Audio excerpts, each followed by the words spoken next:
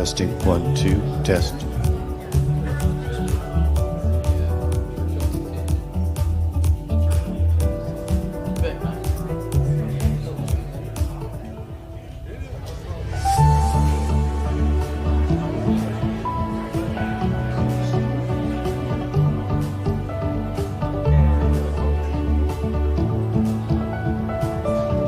Testing 1, 2.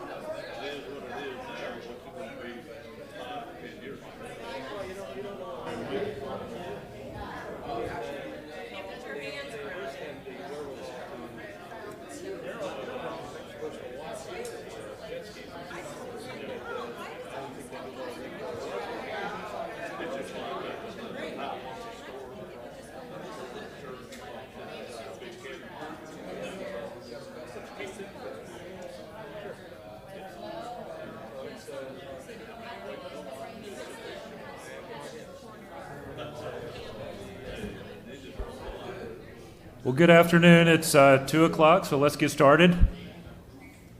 Welcome, everybody, to the October Lakes meeting. Matt is traveling again today, so he asked me to preside over the meeting. Guys, everybody has an agenda. Do we have any additions or deletions to add to that? Under new business, I think we need to talk about, we normally combine our November and December meetings into a early December meeting, so we'll talk about that when we get down that far.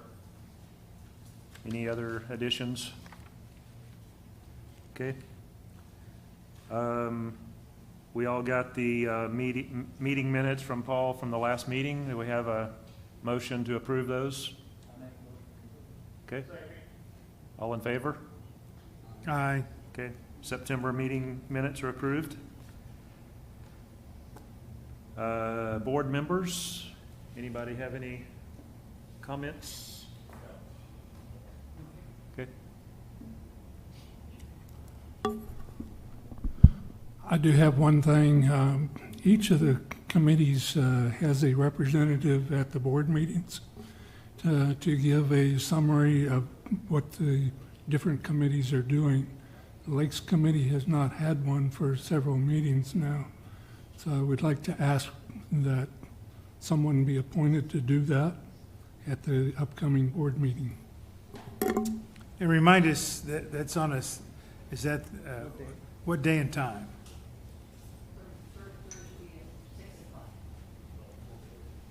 PM or AM? Third Thursday at 6 PM, okay. Do we have anybody that would like to volunteer to do that? Well, Kelly, I tell you what, before we adjourn, could we just, at every meeting, make sure we know who's gonna do that? And so that, I think any committee member could do that, It can rotate. yes. So before we adjourn, let's establish who that is. Okay. And if they're basically gonna take whatever we said in the meeting, but Yeah, that'd be my suggestion. I think that makes sense. Do we have anybody who would like to do the October meeting, which would be on 17th. 17th, which is next Thursday?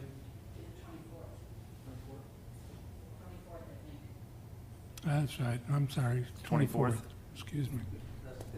So, so normally it is the fourth Thursday, except for the months of November and December. It is the third Thursday because of Thanksgiving and Christmas. Okay. Any volunteers for October 24th? Marvin? Yeah. Okay. Marvin will be our rep at the October 24th board meeting. Thank you. Okay. Management comments, Tom? So we're still assessing the extent of the damage from the rain event. The golf courses, a lot of the preventative steps that we've taken over the past few years, for example, the raising of the controllers, when the irrigation controllers get hit, that's about $10,000 per controller. We didn't lose any this time because they've been raised on pedestals. So a lot of the preventative steps that we've taken with regards to golf courses really helping us out. The dog park at Loch Lomond, half of it is completely gone. Mike Taggart's been here for 35 years. He's never seen that level of water coming down there. It's not just damaged, it's gone. The soil, the fencing, everything. So so the small dog park is gone. The large dog park is still in decent shape, needs to be cleaned up and so forth. And we're trying to determine where it would make sense to potentially relocate the small dog park, because putting it back in the same place is only inviting for the next flood to have another issue. So we don't have the total dollar amount of the damage, at least on the golf course side. We're not looking in the hundreds of thousands like we have in previous years. It will be a heavy hit, but it won't be nearly as much as before. Other than that, no damage to the dams themselves. So the integrity of the dams are fine. Definitely a lot of docks that came loose, a couple docks that came loose, a lot of boats that came loose. Mine was one of them. Yeah. Some dock damage. My neighbor had dock damage and so forth. The water on Loch Lomond came up very fast. I was telling John earlier, I went out at about 9 o'clock and my shoes were getting wet on my dock, and by 12 or 1 o'clock my kneecaps were getting wet. So it went up very, very rapidly. So that's where we're at. It'll probably be at least a week to 2 weeks before we have know the financial impact of it. So. Okay. Guess Rick's not here today, John? Yeah, just to kind of pivot off what Tom was saying, for us, the flood update kind of goes like this. Stony Kirk was washed out. It's inaccessible or not accessible at the moment. We're going to get that fixed probably later this week, just as soon as we can free a backhoe to get down there. You already covered the dog park, ballpark also got it, some of the fences down over there. We had flood debris that shut down Tyree and both Tyree and the London ramps. They're both reopened now, but watch out as you're using those ramps. There is a little bit of debris still in the parking lot. We've got it piled up. We just haven't been able to go and grab that debris and get it moved out yet. There's also a tree lodged against the swinging bridge at Tanyard Creek. So we've got the bridge closed right now. The water's gonna have to go down and recede so that we can actually get down in there and hand remove that tree, and then we'll kind of assess the damage on the bridge after we can get that done. The lake rangers are out actively patrolling for loose kayaks and boats right now. John, oh, Sorry. Go ahead, continue. We're here, Grace. Is it possible for some people to speak more directly into the microphone? As in John? Hi, Grace. Hi. So the lake rangers are patrolling for loose kayaks and boats right now, or any other loose items that we find out on the lake. We've returned a lot of loose items, boats and kayaks already. A lot of the neighbors on the lakes have helped us do that, or just return them themselves. So thank you guys for that. And especially thanks to everybody that has registered their equipment and their personal watercraft. Whenever we see a sticker or we have a point of reference, we can get that back to everybody very efficiently. We can get to membership services and find out who that belongs to very, very, very efficiently. So everything that I know of, unless something's come in the last couple of hours that has been registered, has been returned to its proper owner. If you have a lost item, we might have it. We haven't found everything yet. We haven't been to all the lakes just yet, but we are maintaining a lost and found at the Lakes and Parks office.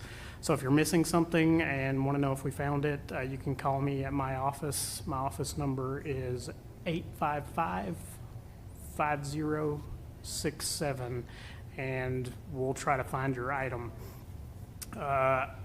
Something I know you guys are going to be interested in is over on the aquaculture side of things. We're all pretty well aware that our aquaculture ponds became Little Sugar Creek for a while. They were all inundated with several feet of water and actually became part of the river, as it were. But as of yesterday afternoon, we think we still have some blue catfish in those ponds. It's really not unsurprising.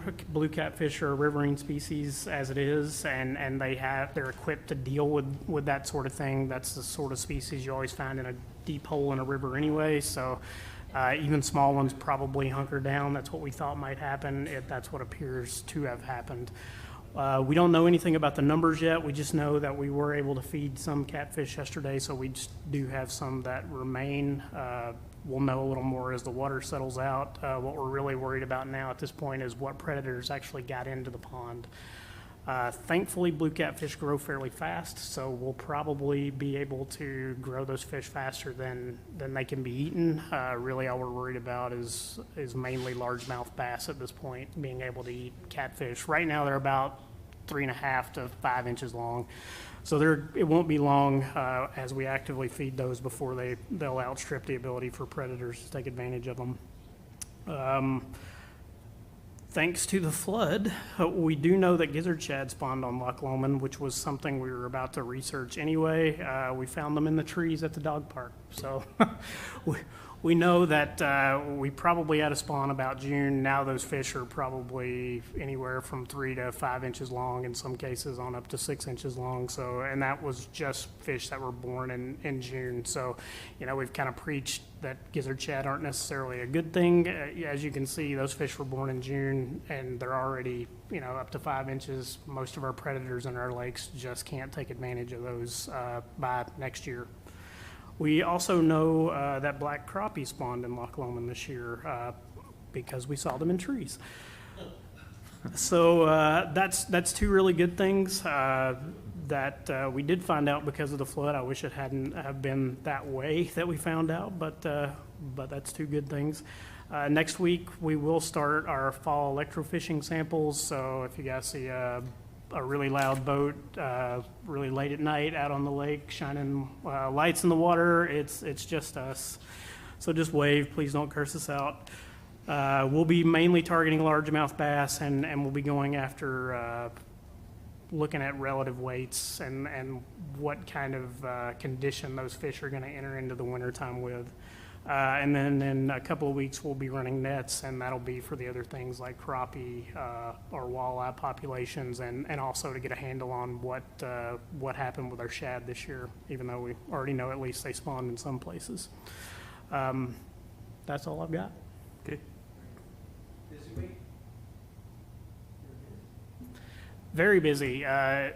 We really hadn't gotten quite cleaned up from the last storm, and now we've gotten zapped again, so that's just the way it goes sometimes. So here we go. John, I'm just curious, okay, so the crappie and shad in the trees below Lomond. So is it significant, the outflow, as far as taking the sport fish with it? The short answer is we don't know. It varies a lot from at certain times of the year. There are certain fish that align to flow. Grass carp are notorious for it in the springtime. We did lose some grass carp over the spillway this time. We were picking up 40 to 60 pound grass carp on the ball field. It doesn't look like it got any of our small grass carp. At least we didn't find any, and we found very few grass carp. And overall, compared to some of the floods that we've seen before, say the 2013 flood that hit us, I believe that was early summertime, there was pretty low amounts of fish in those waters as they receded. So I guess the long answer is it just varies by species. But bass and those sorts of things, they're not really known to really align to flow and exit a lake. It can happen, especially if they were right there near the inlet, but for the most part, the fisheries are not impacted by something of this magnitude as far as being fish removed. The carp brings up the just previous, so if we go back to last year, we had a lot of discussions about Lomond and its aquatic weeds and the need to, and I think we increased the number of grass carp put into Lomond. Is there any feeling on the outcome of that? Has it changed Lomond a little bit or a lot? So at this point, we were kind of throwing the kitchen sink at it. Last year, it got so far ahead of us that we just couldn't hardly keep up. This year, while it did get ahead of us and we did have some complaints here and there, it was a much better year. Part of that is probably due in part because of all those extra grass carp we stocked. Those really large 60-pounders, they're really slow on a metabolism scale, so we usually talk about a grass carp in terms of how much vegetation they consume compared to their body weight. And so these really large fish, they don't consume a whole lot compared to their body weight, but the little small guys that have a really high metabolism, they're just eating machines and go nuts in a lake. So by the time they get to 12 inches, where they probably were this year, they can eat a lot of vegetation. So they helped us out tremendously so that we didn't have to expend a whole lot of herbicide. We still were out there treating very, very often, and that had to do that we were kind of seeing a lot of changes in species this year. Last year we eradicated one species, and then like things happen in nature, whenever you create a void, something else is going to fill that void, and what filled the void was much more resistant than what we had previously. So, but it looks like we're okay. Rick went out to clean up debris, I believe it was last week, and he wasn't seeing any of the vegetation that is more resistant at that point. So it looks like we've done much better this year. Now, whether that was specifically us, I would love to be able to claim the glory for that, but it's probably also in part to the grass carp. I guess the other factor is if the second disc readings tell us whether there's as I recall, you wanted, if you can keep the visibility where you want it, there's less probability of the aquatic weeds invading. And that part, that's, because I noticed this summer, almost all the lakes stayed within their second-disc range, probably due to the rainfall.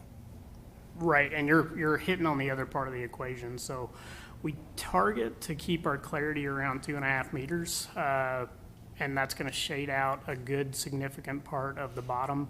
You have soil there on the bottom of the lake, and just like anywhere in the world, if you have bare soil and there's water and there's nutrients, there's something's going to grow on it.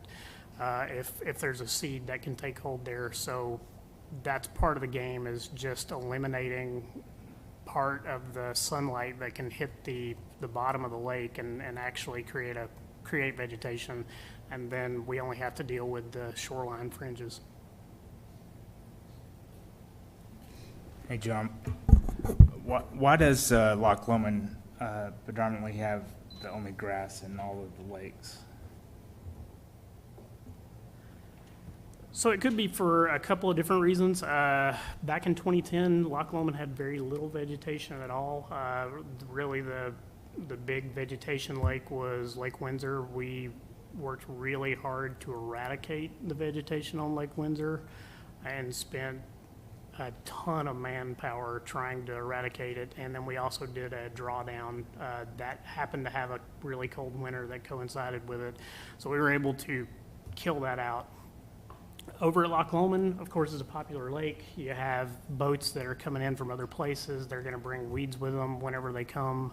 And nobody, for the most part, nobody does it on purpose. Some people do because they think you don't have enough vegetation. I know Hot Springs has just dealt with this problem, but for the most part, it's accidental introductions. And then Loch Lomond, for the last several years, is just not as productive as, say, Lake Windsor when you compare those two. So you get a whole lot more of, like Rick was talking about, you get a whole lot more water clarity, a whole lot more chances for that vegetation to take root. And then just like anything else, like Bermuda grass, for example, once it's taken root, you lay down seed or you get runners, and then it becomes that much harder year after year to kind of control.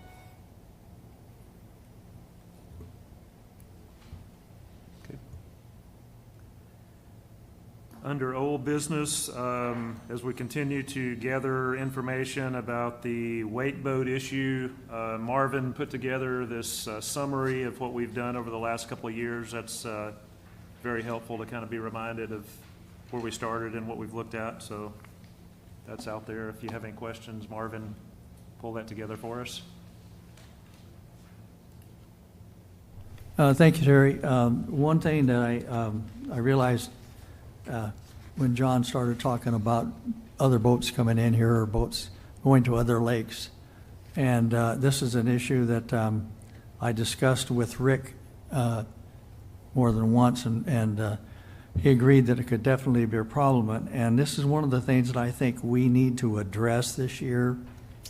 I've been talking over with, talked some with Terry and some of the rest of the people, and trying to come up with some ideas of what we might be able to do to try to prevent the transport of grasses or animal plankton from other lakes to us.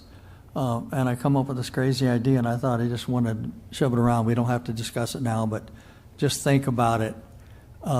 If we had the boat owners, and I know a lot of the fishermen are well aware of this, and they're usually pretty cautious about it, but some of the pleasure boat people aren't really concerned about that. And so this kind of also relates to the wake boats, since they carry thousands of gallons of water, pounds of water, not gallons, but pounds of water in their boats when they want to make these big waves. What are they doing if they take their boat to Beaver one time and come back here? Are they really flushing those tanks out, or are they making sure that nothing that came from Beaver is going to get into our lakes? So I came up with this little idea of possibly having you or Rick, your group, make a video of how to take your ballast out of your boat, live wells, ballast tanks, whatever, and the proper way to flush them out, disinfect them, and dry them before they're put back in here. And what my idea was, we could take this video and set it up where we go and register our boats. And before you register your boat that year, you need to sit down and watch this 10 or 15-minute video so that you understand the complications of having another lake's water in our lakes. So just an idea, and I just kind of wanted to throw it out and, have you think about it. I We'll suppose that just- could even be an issue from lake to lake in Bella Vista if Loch Lomond had something in it and we didn't want it in Brittany or Avalon or wherever. Especially Brittany, that's where I live on. Okay. So, Yeah, that's a very good point, Terry, very good point. And John could address that. I mean, is there a problem with going from lake to lake to lake? Absolutely. The U.S. Fish and Wildlife Service has a program called Stop Aquatic Hitchhikers. That's pretty popular.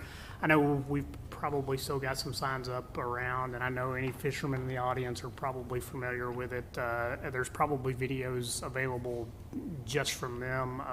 I'm sure BASS probably has some as well.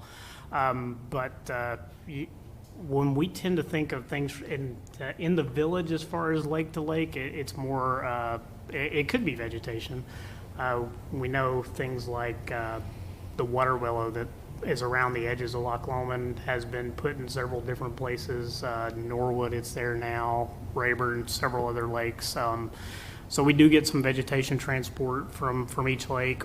We've got no idea whether or not it's accidental or on purpose, but we do get some of that. The thing that really we tend to be more afraid of is fish introductions. For the most part, our fish are healthy. I don't want to say for the most part. Our fish are very healthy. We don't tend to run into a whole lot of disease. We have some parasites, but that's normal with any fish population. So everything in our lakes is pretty cosmopolitan. If you've got a parasite in one lake, it's all around. But gizzard shad, on the other hand, just since I've been here, and I think this has been in the last 5 years, we've had gizzard shad introduced on Lake Ann where they previously weren't. So now that fishery is making its own adjustments internally to try and cope with, the extra strain on the fishery. Thank you, John. So just think about it, guys, something to discuss. okay. Yes, go ahead, Grace. One other idea people are registering might be another opportunity to educate people who may not understand the new recommendations for wake boats, like distance from shore and speed and all that sort of thing, if we decide to put something out regarding the wake boat. That might be a really nice educational meeting point, because everybody has to register the boat. I believe she said if that video's made, it would be a good point to educate on other boating issues as well, so. Right. Could be a general. Well, one of the things is these meetings are on YouTube, so, they can go there and look and see what our discussions are about. True. So, Okay. Anything else on the wake boats among the committee? So I think it's our intention, and I understand we're allowed to, it's this committee's plan to meet sometime in November to discuss the issue of wakeboard boats and what our recommendation would be. So that is our plan, just for everyone to know. We have yet to set that time and date, but we understand that's acceptable. As long as it's an open meeting. Okay? It must be an open meeting. And then do we have obligations to announce that or publish it somewhere? Yeah, you have to have a reasonable announcement, and it must be open, so you can't meet in private. Okay. And we would, depending upon the nature of the meeting, we may want to have it videoed like we're doing right now. Okay. And so do we know how to arrange that? the video and so it's our intention to do that. We have the month of November.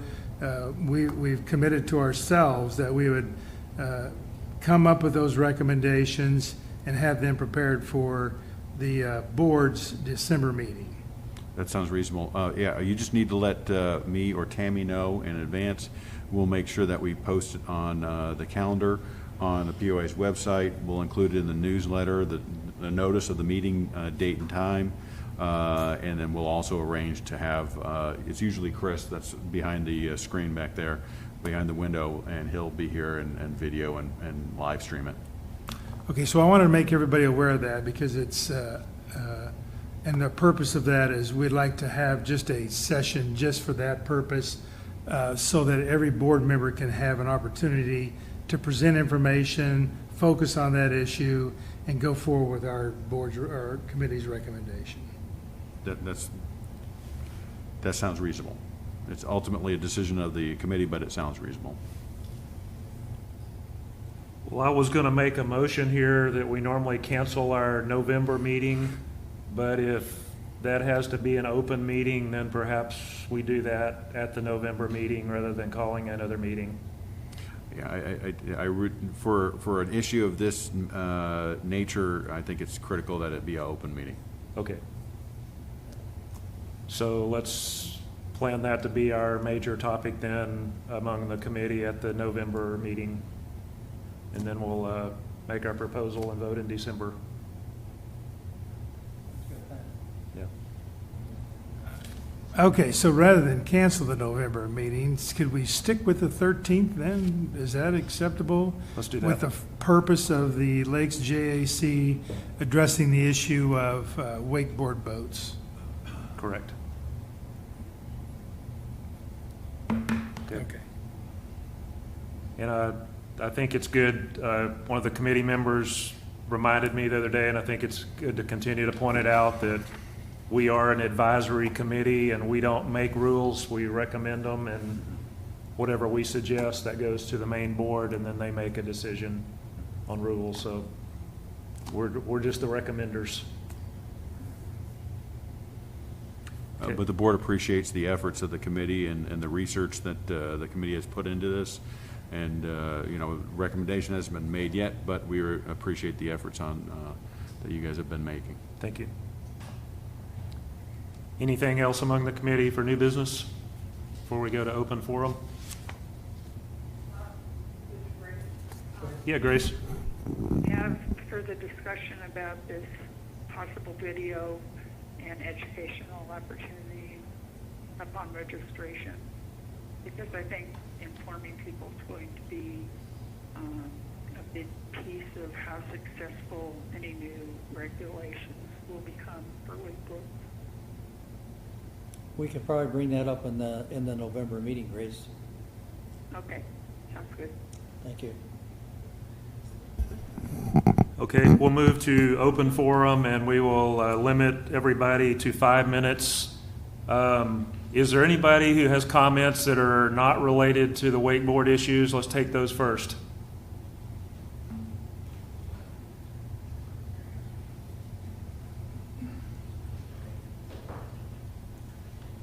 Dan Gilman, 36 Kirkcaldy Drive. Okay, are members of the committee assigned to different things to look after them? You know, check in to see if everything's okay. I know I served on the recreation committee and we were assigned different things, you know. We occasionally create subcommittees to work on things. Okay. Yes. But I mean, correct. Can anybody tell me about the Lake Ann Park, if you will, where we have the pavilion? What happened there during the high water? Has anybody been there? John would. So far as I know, it's just debris. We haven't had any extensive damage over there or anything like that. And We're how far blocked did the out. water come into that park? That I do not know. I don't know exactly how far it came up in that particular area. I know the morning that we were going over there, I can probably find that information out before we leave committee, but the morning we were going over there, the bridge still had us blocked off. Okay, Reason I bring this up is back when I moved here, 2005, there were no restroom facilities on 3 of our lakes. The 3 were Norwood, Brittany, and Rayburn. And I'm not sure about Ann. But so I thought this was unacceptable. So I made it a point to be a squeaky wheel, and I called and I called and I called, and was told just before they put a Porta facility that there would be one there in the spring. Well, spring rolled around and there was nothing there. So I waited a little bit and I called, and that call did it. They had Porta facilities at all of our lakes. Now that I call neglect. I mean, this is unacceptable in terms of needing a facility and needing one now. Well then, I said to myself, here we have this park at Lake Ann, and that at one time was great fishing. And people used it for fishing a lot. And we had a pavilion there, but no water. And so I, asked the board about getting water to that facility. And also a modern bathroom facility. I was told the water is there now, but I was told there would be something. That's why I asked about the water, about flooding and a modern bathroom facility. Well, I did my research on that, and I found out that there's a valve type deal that prevents any backup. Well, we don't have a modern facility there. We have, on 3 of our lakes, we have modern facilities, all on the west side, none on the east side. And I think we need one at Lake Ann. I'd like to see them everywhere, to tell you the truth, because Porta facilities are not great, especially if they haven't been maintained. I guess that's it. Thank you. Thanks, Dan. John, that sparked a question for me. Are we still drawing Ann down this year?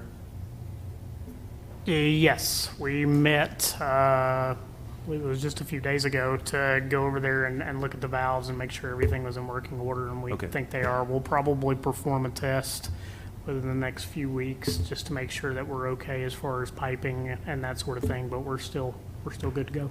So it'll probably go down into November. Yes, we'll start at the beginning of November. We're not exactly sure. The target's always 3 inches per day. We think the piping on Lake Ann may be a little small to get it down that fast, so we may be looking at closer to 2 inches per day, but Okay, we'll start at the beginning of November. okay. And then from there, it's just how fast we can draw it down and the amount of rain that we get back. Okay. While you're talking about drawdowns, John, do you have any idea when we're going to draw down Lake Rayburn? I believe we will, well, I don't know. You don't know for sure, it's not But scheduled. I know that Rick has at least talked about discussions slated for next year. Like year. that could possibly be the discussion for next April. Remember, in the April-May timeframe, the committee talks about lakes that we would potentially draw down, and then makes a decision at that time, which gives John and his guys enough time to get the word out within the community. So I think it's a valid point to talk about, maybe a little premature right now, since we would be talking about the winter of 2020 into 2021, correct? Yeah. Correct. Correct. Okay. Any other non-wakeboard comments from the floor? If not, we'll open up to any other. Oh, yes, yeah. Does it include sound or? Just a short bit. Don, could you come up and speak about the video? Marvin asked me, he made a comment, I'm sorry, Don Weiniger at 91 Mayfair Drive. Marvin made the comment to me in response to one of the emails I sent to the committee that some of the members of the committee had not, sorry? Okay.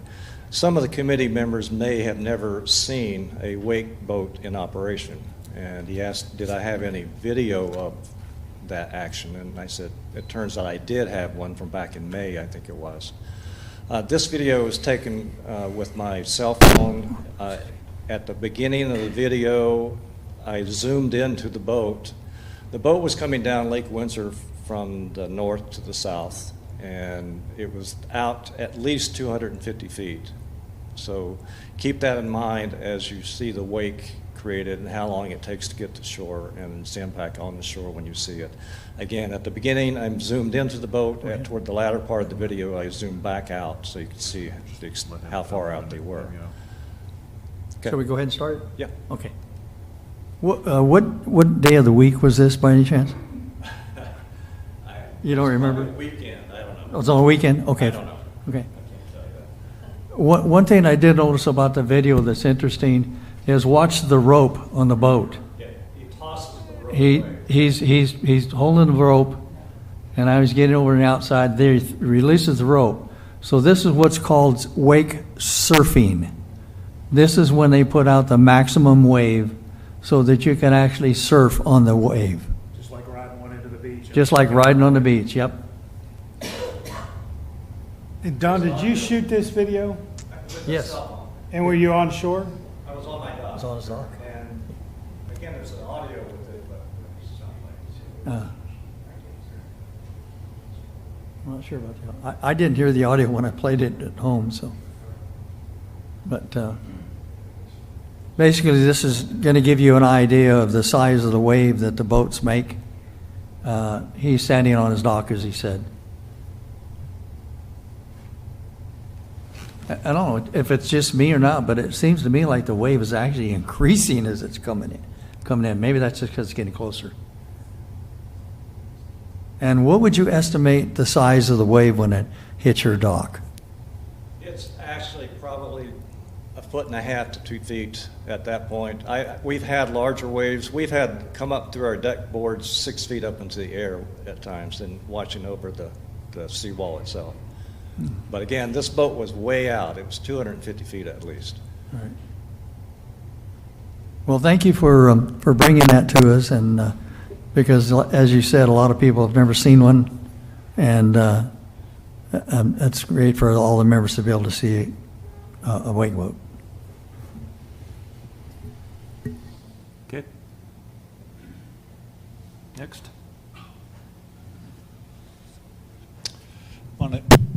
My name is Bill Ginger. I live at 42 Dunk Hill Drive on Loch Lomond.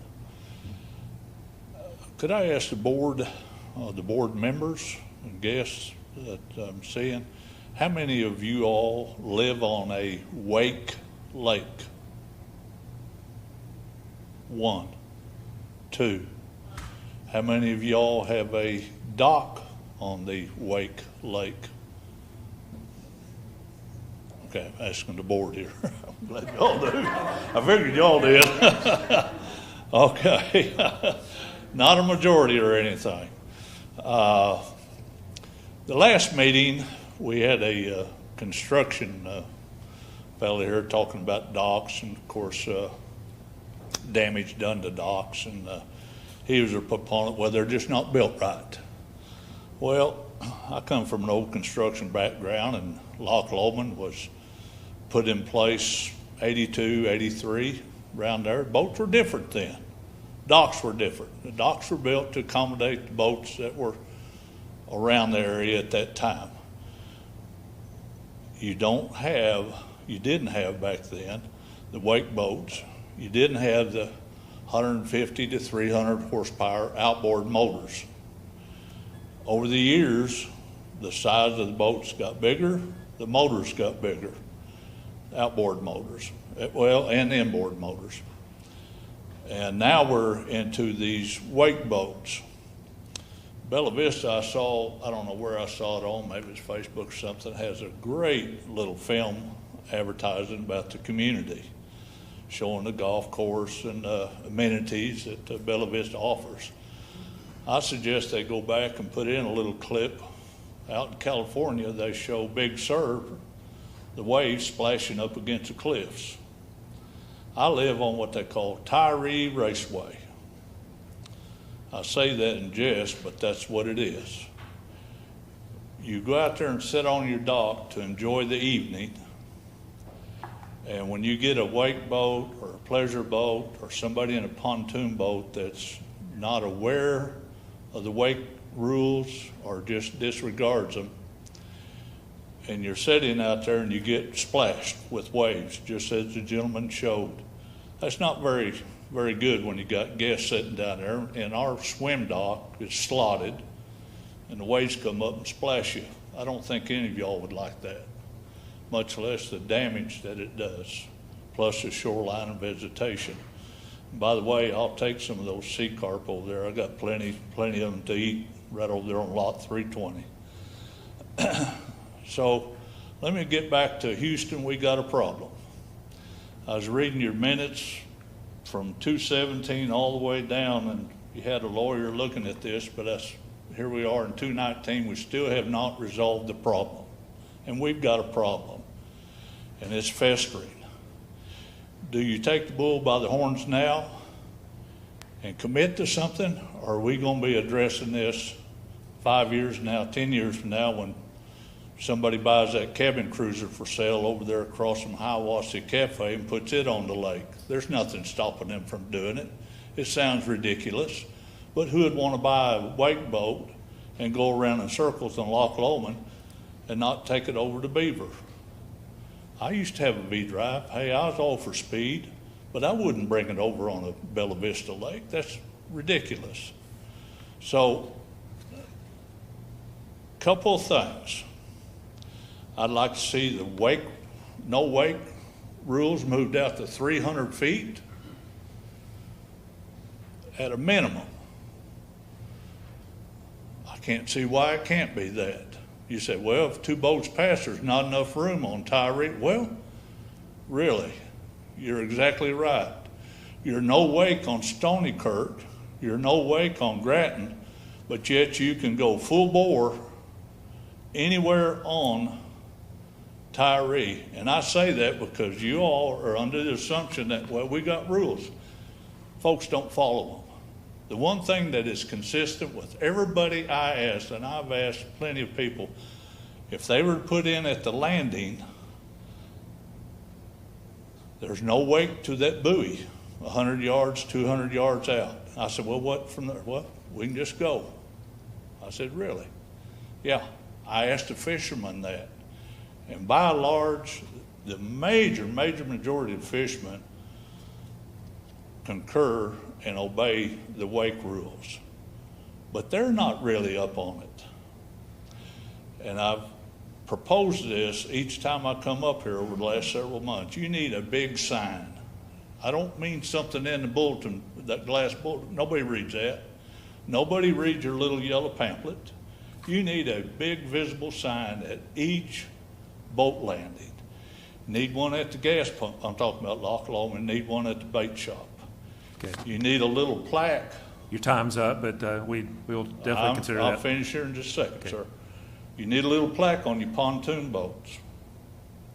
And I think maybe you'll get a handle on this. Okay, thank you.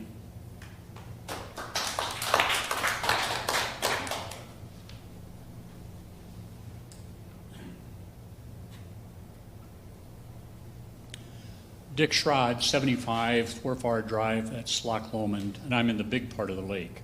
So obviously I get the full brunt of everything. And I can tell you from experience, the waves you saw just now are not what we sometimes get.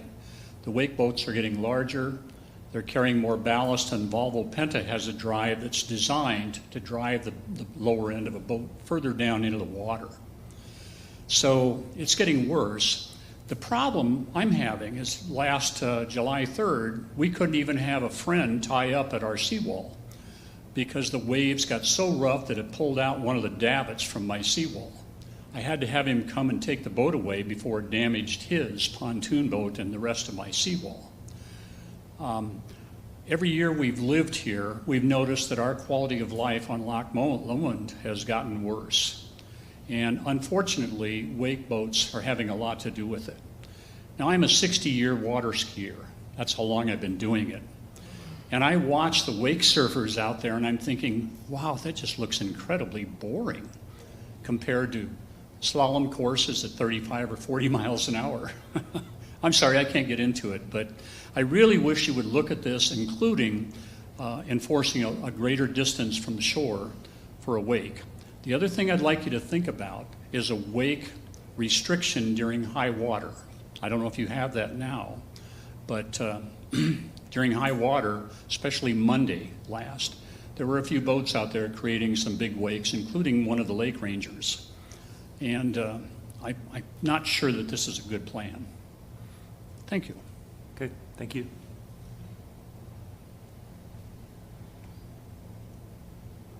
Anyone else?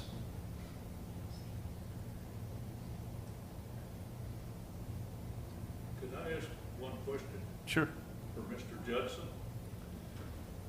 This being an advisory committee, and you can see the people that are interested in the wake situation, can you foresee any reason why the POA would not accept what the advisory committee proposes to the POA?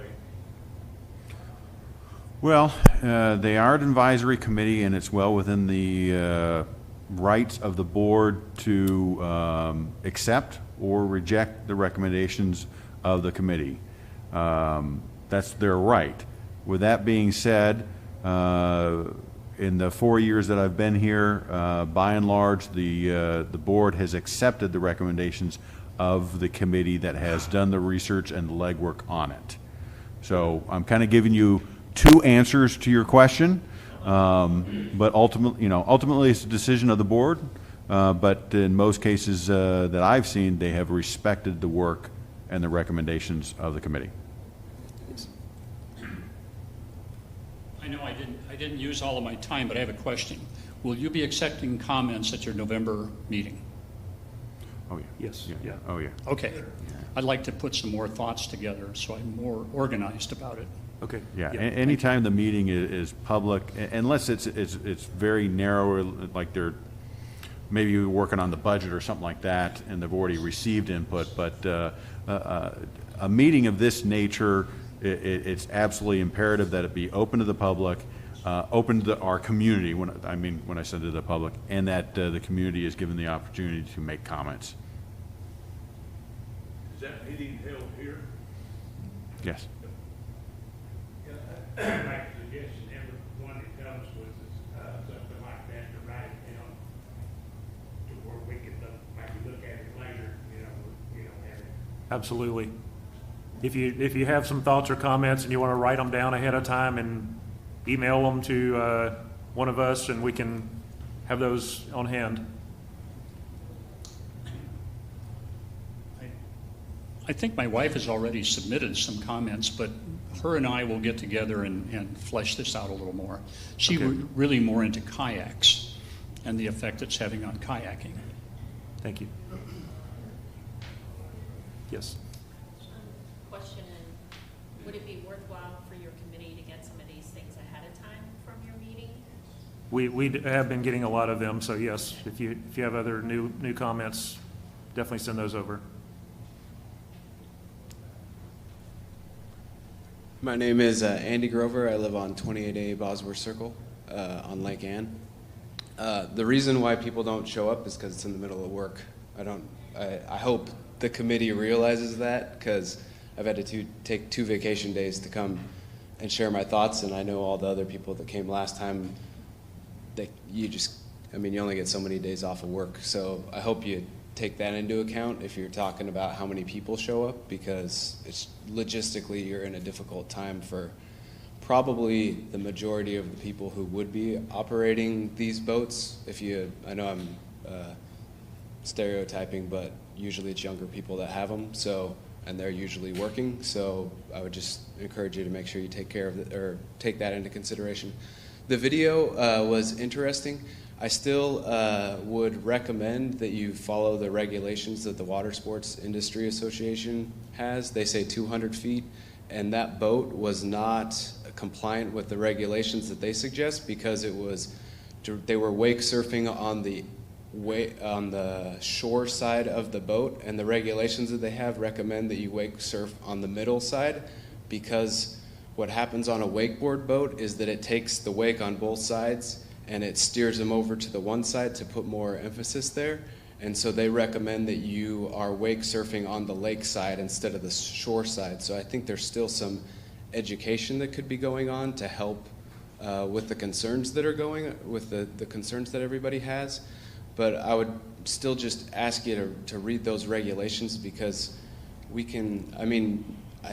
throughout these times that I've been to a meeting and then I've watched some of the previous one, there's a lot of speculation about wave height, bass boat speeds. I hear 100-mile-an-hour bass boats going on and 5-foot waves and all this stuff. And I think we just should stick to what the experts have put out there instead of just our own hearsay. I hear a lot of two concerns is safety and damage. And I think that if we follow the rules, we'll be able to limit that. I don't think that it's ever going to be 100% safe. And I don't think that we're not going to eliminate any damage. And this last weekend is an example of something like this happens regularly, and there's a lot of damage that happens. It's just part of living on a lake. The other thing that I wanted to, and this will be, I know you can look anything up on the internet and find anybody to say anything. I went, because I heard a couple people say the last time about home values on ski lakes, on wake lakes versus non-wake lakes. I went through on Zillow, pulled every single recent sale that it has on there for a lake, and compared the wake lakes versus the non-wake lakes, and they're 20 to 30% higher in value. So these lakes there's a value to them that people find, and if you're limiting what goes in there, I've given Tom a hard time about the assessment increase, about taking house values and property values, because I think that people are doing that, but I think they're throwing it out there. But I did do the research. I looked it up. I pulled spent a couple hours, pulled every single one, 20 to 30% higher per square foot. I know that's you could take quality of home value. I know that I'm not a realtor, so I'm not putting a comp together, but roughly there's going to be a bigger value for our houses that live on these lakes. And I think if we start limiting it, we're going to decline our home values. Now, can you share some of that research I could you've send done? you this. I could send you the spreadsheet if you want to look at it. That'd be great. Yeah, So I'd like to see it. But yeah, Andy, you mentioned that it'd be to the advantage of the wake boat operator to put the wake to the middle of the lake. So is that a variable that they control? Yes. Yeah. There's the way the wedges work is you can pick which side it goes to, and the regulations, again, if you would just read, there's several bullet points that they say that are you should do this, this, this, and this. One of them is to turn your wake for the wake surfing to the inside of the lake. And I know you like water skiing, it's fun too, but if you read articles, there's a lot of seniors that are starting to wake surf because it's really low impact. So it is fun. I'm not saying slalom isn't, but it's really fun. So. And any other questions? I've got a question. Go ahead. Do the regulations say anything about what size lake? As far as wake surfing? No, it just says 200 feet off of shore. Andy, can we clarify? Andy, just a second. You're saying regulation. Are you talking about the Water Sports Association Industry of Association Yep. recommendations? Correct. They're Sorry, not- I should say recommendations, not They offer regulations. Sorry. recommendations. I didn't mean to, I'm not trying to present any faults. I'm just trying to find like a common, where somebody else besides everybody's just opinion has gone out. By the way, the Water Sports Industrial Association is an association of boat dealers and manufacturers. Boat users can join it, but it's mainly boat dealers and manufacturers. And he's absolutely correct. They moved the thing because years ago they said 100 feet. This time they say 200 feet. And now they're saying use it so it's inboard and away from the shoreline to prevent it. Now, you can think about that any way you want, okay? But what they're basically trying to do is control the people who are using boats to use them responsibly. And as this gentleman continues to come and tell us about it, it's difficult to have people responsibly. And I think that's just the point is I don't think that putting this ban into place is going to. We have not discussed bans, sir. I mentioned this in the last meeting. Either way, whatever, if you follow through on the rule, it'll be banning the boat. So, but the point is, if you put the regulation in, whatever you want to call it, that there will still be people out there disobeying the rules, doing tubing. Like you're not gonna take any wakes out until you just make the rules so you can't do it. So I just have a hard time putting it together to where this small number of boats, if they're operated correctly, are really the cause of the issue. I'd like to ask him a question. You did all this research, Wake and Oct Lakes.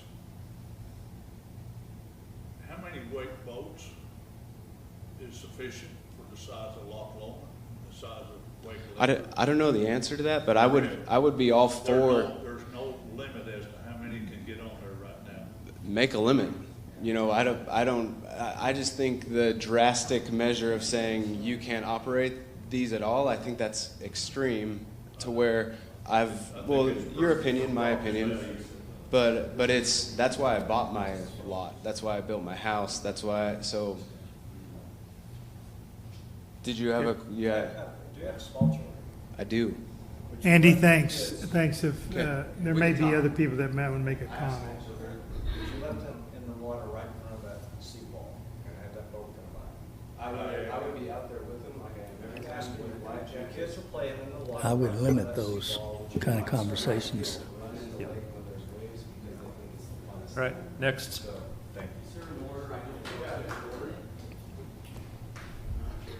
Thank you, committee members. Executive Director Judson, great to be here. My name is Ron Sassine. My wife Karen and I own 49 Mayfair Drive, where we've lived for 10 years. We've raised our 4 children in Bella Vista after relocating here for a better lifestyle and career opportunity. After looking in several communities in northwest Arkansas, we chose to purchase a home on Lake Windsor, specifically so we could enjoy a beautiful setting on our favorite water sports. As the parents of teenagers, we've been blessed to welcome hundreds of young people to our home and dock over the past decade. There have been literally thousands of hours of enjoyment for these youth, their parents, and their other siblings. We've been blessed to have young people in our lives and hope that their enjoyment of the lakes in Bella Vista has been a contribution to their development and have kept them occupied in healthy ways during their adolescence. Water sports of all kinds continue to draw visitors, renters, and homeowners to our city. As time passes, new types of water sports emerge, evidenced by the advent of stand-up paddle boards, expansion of kayaking, and growth of wakeboarding. Each of these new sports brings new interest in our lakes among residents in the surrounding communities, and they contribute to the value of our homes and property. Long-established lake activities like fishing, cruising, sailing, and water skiing coexist naturally with these new opportunities for recreation. In that light, I'd like to share with you a couple of observations I'd like to make about this discussion. First, the key observation offered by proponents of proposed limitations is the issue of erosion. Erosion is a natural phenomenon driven by a complex set of factors.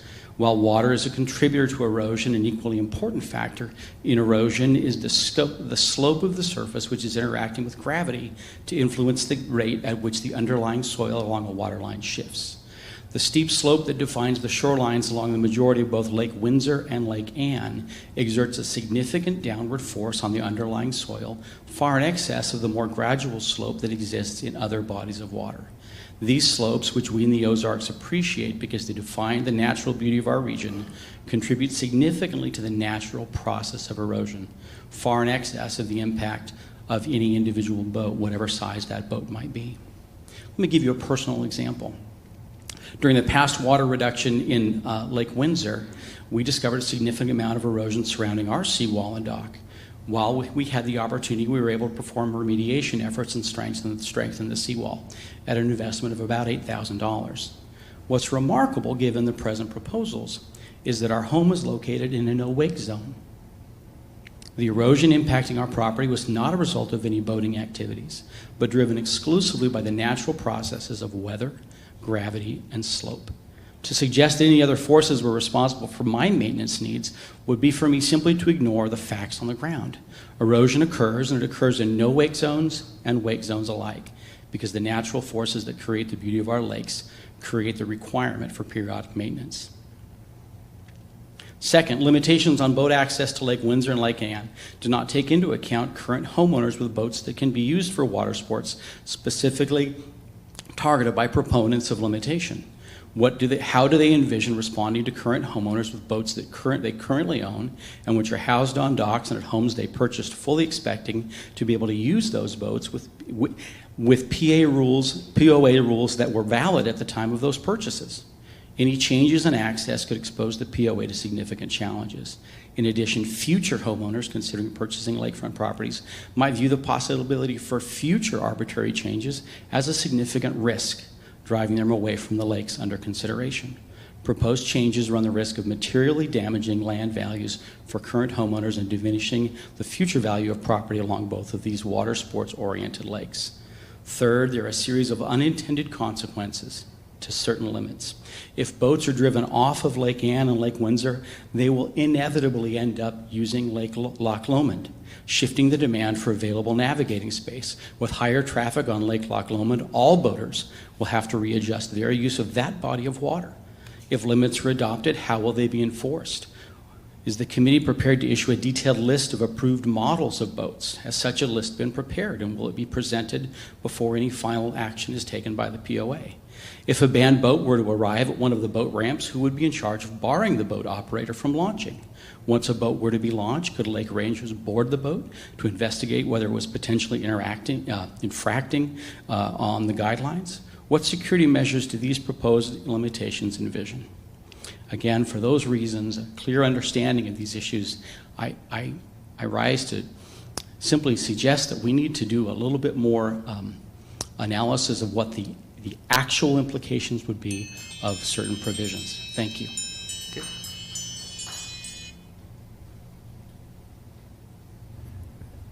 I'd like to throw out a potentially harebrained idea. So we've set everybody's expectations that it's a potentially harebrained idea. What if we had John work with a wake boat owner and a landowner, and I like this video, and we have rangefinders that we have, and what if we did multiple test runs and videos that we could then show to the Lakes Committee, and if we ran them at 150 feet, 200 feet, 250 feet, 300 feet, with the wedges pointed in the right direction, with the wedges not pointed in the right direction, and to show so that we could, because we've all talked about, well, the water splashes up this high and so forth. Maybe we can get a little bit scientific. John doesn't have a dog in this fight. He's an employee. He's neutral. If we could find some volunteers and run some, it might give our committee some additional information of, because we're talking about, I've heard from 150 to 300 feet, what is the difference and what does the wake look like? I don't know the answer. That may help So, as I began, I said this may be a cockamamie idea, but it may make it a little bit more scientific in what we're trying to accomplish and evaluate for this committee. Sounds like a good idea to me. I Yeah. think it's a great idea.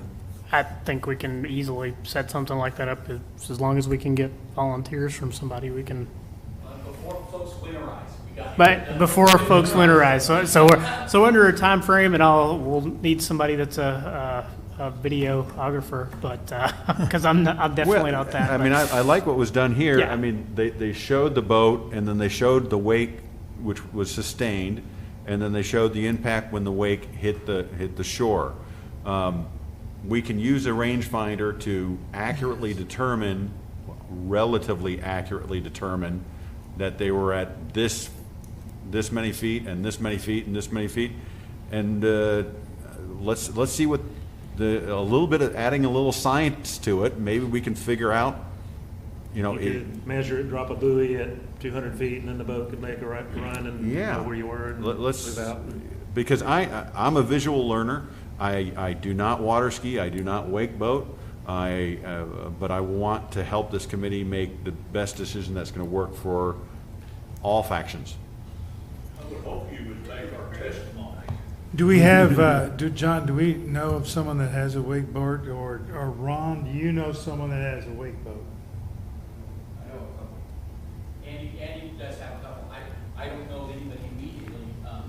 Perhaps Scott. Yeah, there might be one. That's right. I can think of another one on our list. So can you follow up with the committee, Andy, or it was Andy and Ron? Yeah. There's a And gentleman on Lake Do they have the ability to Lochloman add additional has a ballast? mastercraft. Both onboard ballast and additional ballast. I don't know that additional. I know that both have on board, and they're both really nice boats. Okay. And I think that we should potentially have, in addition to John, who's neutral, have someone or multiple people that are for and against changes, so that we can say that the study was done in a fair manner. Is Terry McConnell here? Terry McConnell? He was here once, 2 years ago when we started this. By the way, we started this back in 2017. And he owns a 23-foot Mastercraft surf and ski boat. And a very pleasant gentleman. We might want to contact him. Tom, Sorry, John. What's that? Sorry, John, dropping this on your Yeah, lap. Terry McConnell, McConnell. I'm Ellen Creekbaum, 50 Churchill Drive. The other thing that when you do the study, you might want to do is pretend it's 4th of July or a Saturday. Because when you have a wake boat and then you have the tubers going around the wake boat, then you've got waves on top of waves on top of waves. So it does impact. And the reason that I asked this gentleman about the size of lakes is when you go 200 on Windsor, how many boats can go? And if the lake boats are going like this and the other boats are going around, then that's going to impact your studies. Okay. I might add, do your studies 2 locations. You want to do it on Windsor, that's fine. Do it on Tyree Raceway, where you don't have the wide channel to disperse the waves, but yet they can go full blast. See what you get.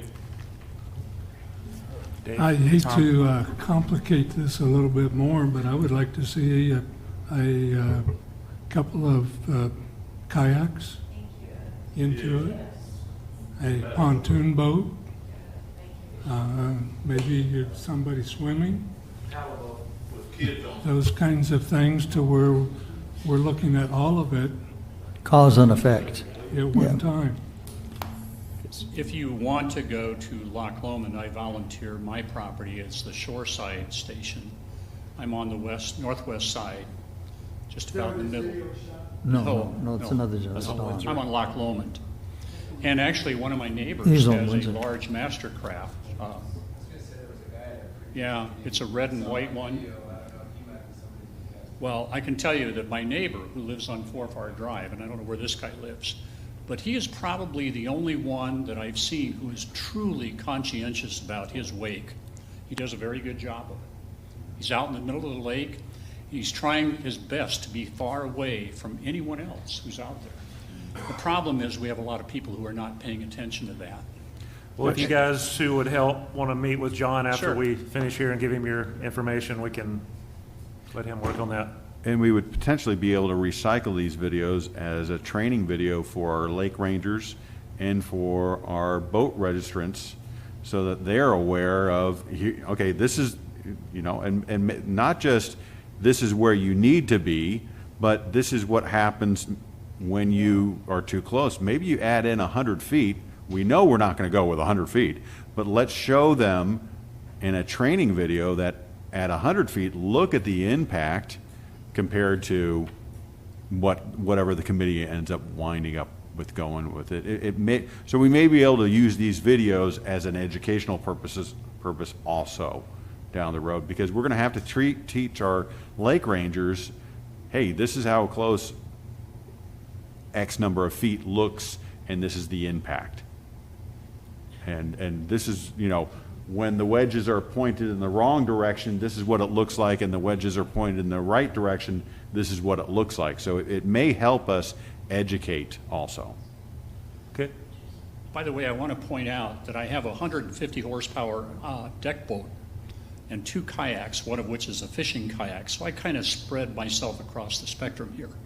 I'm interested in all of these things. So I'm very willing to help. Great. One last comment. I think if you're doing this study, I'm not saying it's super complicated. It's a simple thing. Come to the microphone, wait, please. Test the regular ski boat at the same time so you have a point of differentiation. Because if you don't, it's just going to look water splashing up or whatever, but I think you're going to find water splashes up if you take a regular boat. It's just going to be at a lower level. So. I seem to recall from chem class that was called the control. Yeah, there's control, that's right. Yes. Yes. So that's all I'm asking. Okay. I'll volunteer my place on Tyree Speedway. I can handle a lot of people. Bring your raincoat though. All right. All right. Anything else?